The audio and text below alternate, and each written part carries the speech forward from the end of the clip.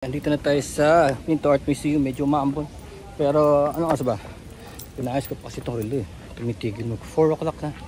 Start nung 3 no. Pero maambon okay lang. Tama nakakalakad kami sa labas. Actually may umbrella ko eh. Pero okay lang. May bago. Plastic oh. Plastic art. So pass muna tayo rin sa salim po sana. On the way to the ano. To the Gallery 7 I think. Kung nasan yung mga modern ano. Modern art. Pero just ito nga pala si architect Liano. Siyang nag-architect nitong parang Mediterranean style seat. Yan.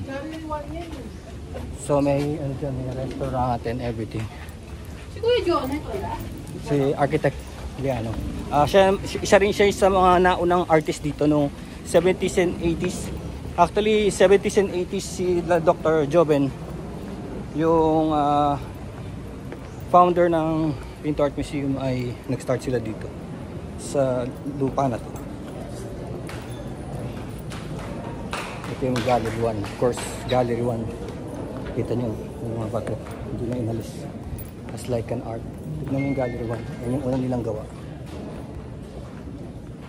Ayan. Admire it. Una nilang gawa. Sa Gallery 1 to. Obviously Gallery 1 kasi siyang nauna. Tingnan nyo, Carnival. I'll show you the Carnival.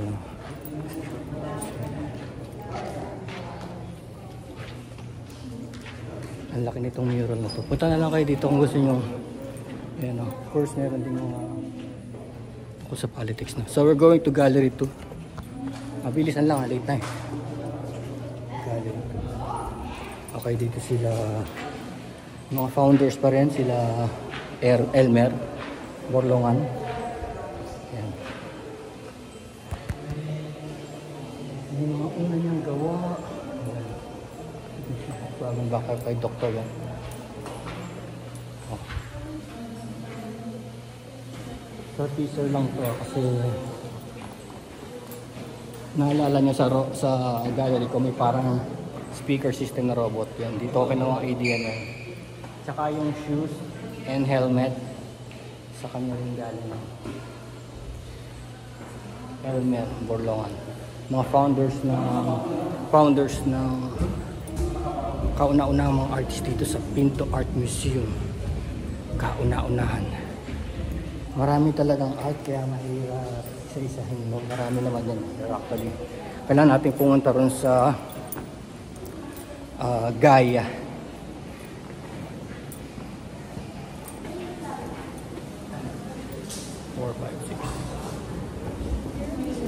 So pupunta tayo sa 4, 5, 6. May mga ganyan dito, may mga coffee kung gusto nyo pumunta lang dito dahil gusto nyo mag coffee, masarap.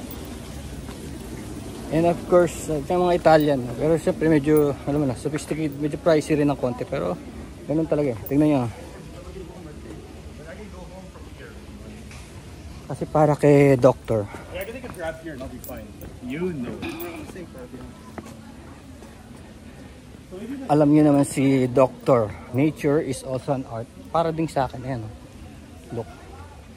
Diba yung mga taong nagpe-painting, pinipaint nila yung mga flowers, yung mga trees and branches. Ito yung natural. Eh.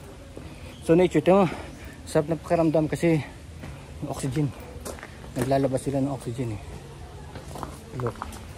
Dito, Gallery 4, 5, 6. Ito, merong ito yung most famous motorcycle. Nag-crash. Ito yung mga mainstay. Ito yung sinasabi ko mainstay. Hindi ito nawawala dito. Gallery 1, 2, 3, 4, 5, 6. Dito lang lagi yan. Kasi yan yung mga collection ni Doctor. Yan ang collection niya. So kaya nga nagkaroon ng museum na ganito dahil wala na siyang paglagyan ng art niya. Kaya lang yung 7 yun ang bago kasi doon na naglalagay yung mga bago, yung mga up and coming. Tandaan nyo, itong Pinto Art Museum is firstly for healing.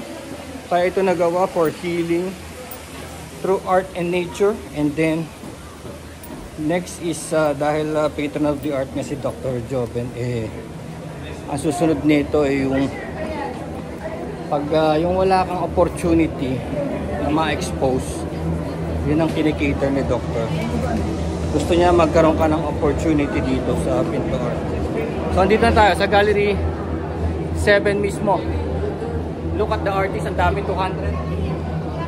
Ang pangalan is Homage to Gaia. Kung nanonood kayo nung Final Fantasy, di ba yung Gaia is the Earth? The Earth. Di ba? Pag may mga bagyo, what happens is pinaprotektahan tayo ng Sierra Madre Mountain Range. So ang tema nito is about plants, especially trees. Look at this. Especially trees. Gaia. Of course, marami kong kakilala dito. Through the years na nag-art exhibit na rin ako, tsaka alam niyo na yung mga video ko tungkol sa art. So, ang nag-invite sa akin dito si Melchor, si Brother Melchor sa Barisa. Alam niyo yun, gumagawa siya ng mga, alam niyo yun, wire mesh na ship, di ba, barko, ship, dahil ang father niya ay nasa shipbuilding. Tapos, ang ganda ng mga gawa niya. Actually, meron siya rito mainstay. May binili si Doctor sa kanya dito, na ship nasa taas. Makikita nyo ang gawa niya using epoxy clay and wire mesh. Pero this time ba ginamit niya wires and marbles and assemblance, much like what I do, no? Yung mga ginagamit ko, yung mga parts sa bahay. Asan siya? He's over here. Okay, dami. We'll meet na lang kung di sa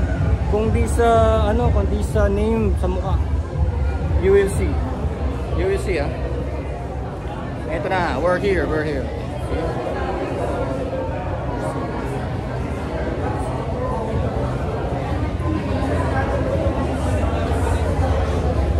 Okay, this is around 7 minutes. Cut ko muna, and then andito na tayo sa loob, ah. That will be the part 2.